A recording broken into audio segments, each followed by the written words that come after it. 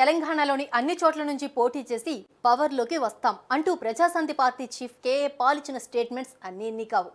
అంతటి లీడర్ పెట్టిన ప్రజాశాంతి పార్టీ రద్దయింది. తెలంగాణ నుంచి రిజిస్టర్ అయిన 20 రాజకీయ పార్టీలు ప్రజెంట్ యాక్టివ్గా లేవని ఆయా పార్టీల గుర్తింపును రద్దు చేసింది ఎలక్షన్ కమిషన్. అందులో కేఏ పాల్కు చెందిన ప్రజాశాంతి పార్టీ కూడా ఉండటం విశేషం.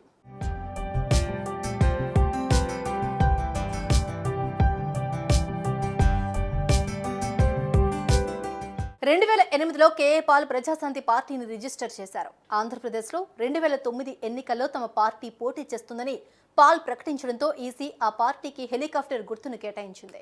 2019లో ప్రజాశాంతి పార్టీ నుంచి 11 మంది పోటీ చేశారు, కానీ ఎవ్వరూ గెలవలేదు. గెలుపు విషయాన్ని పక్కన పెడితే పాల్ పార్టీ తరపున పోటీ చేయడానికి చాలా స్థానాల్లో అభ్యర్థులు లేరు.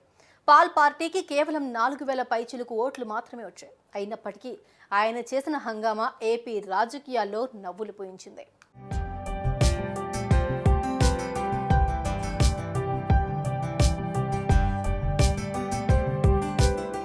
కేఏ పాల్ చేసిన హడావుడి గుర్తుందిగా. అందరూ కలిసి రావాలి, ప్రజాశాంతి పార్టీలో చేరాలి, కాబోయే సీఎం నేనే, కేంద్రంలోనూ చక్రం తిప్పుతాను, విదేశాల నుంచి భారీగా నిధులు తెప్పిస్తాను, తెలుగు స్టేట్స్ డెవలప్ చేస్తాను అన్నారు. అయితే ఇప్పుడు ఆయన పార్టీనే మనుగడలో లేదు అంటూ ఈసీ ఒక్క నెట్టింది.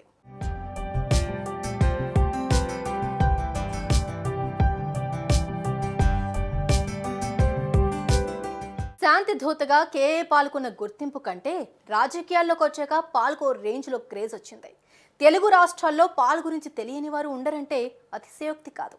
సోషల్ మీడియాలో కేఏ పాల్ ఏం మాట్లాడినా ఎంటర్టైన్మెంటే. అలాంటి వ్యక్తి పార్టీకి ఈసీ జలక్కివ్వడం ఇప్పుడు టాక్ అయింది. ఈసీ షాక్తో కేఏ పాల్ ఏం చేస్తారనేది ఆసక్తికరంగా మారింది.